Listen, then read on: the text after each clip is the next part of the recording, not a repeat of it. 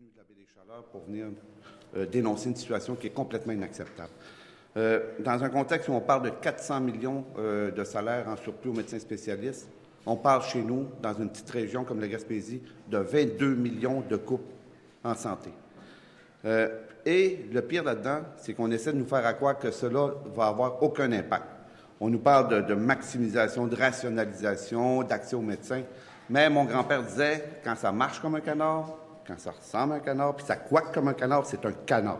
Donc, des coupes de 22 millions en santé, c'est une diminution de l'espérance de vie de notre population. Et c'est complètement inacceptable. Et j'admire le courage de ceux et celles qui se lèvent avec nous pour venir défendre les gens de notre région. Sans plus tarder, je laisse la place à Mme Lamar. Merci beaucoup, Sylvain. Puis moi aussi, je veux remercier très sincèrement les gens qui se sont déplacés. Vous savez, ce sont des professionnels de la santé.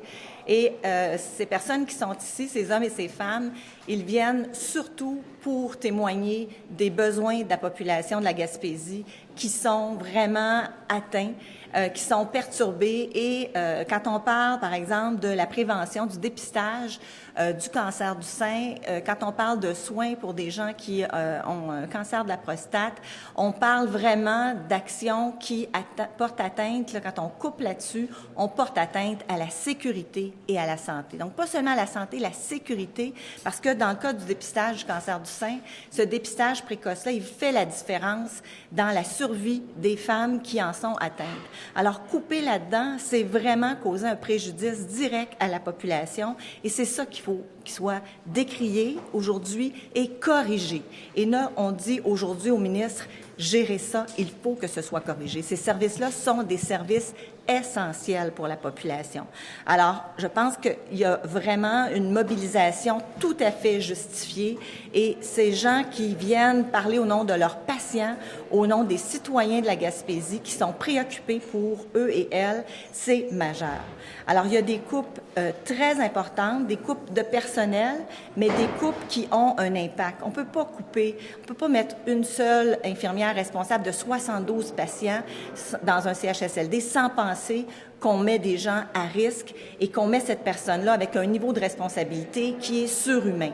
Alors, on a dépassé la protection des services essentiels. Vous savez, dans des établissements, dans un réseau de santé, il y a des services essentiels à garantir. Ça veut dire qu'on ne peut pas aller plus bas que ce minimum-là. Et avec les coupes complètement improvisées, les coupes débordantes, les coupes incessantes que le ministre de la Santé impose, bien, il fait en sorte que ces services essentiels-là ne sont plus accessibles en Gaspésie. Et c'est ça qu'on dénonce aujourd'hui. Alors, moi aussi, je veux remercier très clairement, très chaleureusement ces hommes et ces femmes qui viennent témoigner pour leurs concitoyens des risques auxquels les coupures exposent les gens de la Gaspésie. Merci. Bonjour. Aujourd'hui, on vient déposer à l'Assemblée nationale 9 500 signatures, signatures papier, signatures électroniques, noms de personnes de la Gaspésie, particulièrement de la baie des Chaleurs, qui revendiquent eux aussi un maintien des services et des soins de santé pour la population de notre région. Actuellement, ce qui est mis en place, on a coupé 10 lits en chirurgie à l'hôpital de Maria sur une possibilité de 24, donc c'est presque 40 des lits qui sont fermés. On nous a annoncé l'abolition de 6 postes d'infirmières auxiliaires au niveau de l'urgence qui représentent 30 du personnel. On nous a aboli aussi des postes d'infirmières au niveau des soins de longue durée, donc des soins aux personnes âgées. Quand dans nos établissements, on dit qu'on nous enlève une infirmière sur le quart de jour, puis qu'il y en a 2, bien, c'est 50 du personnel qu'on enlève.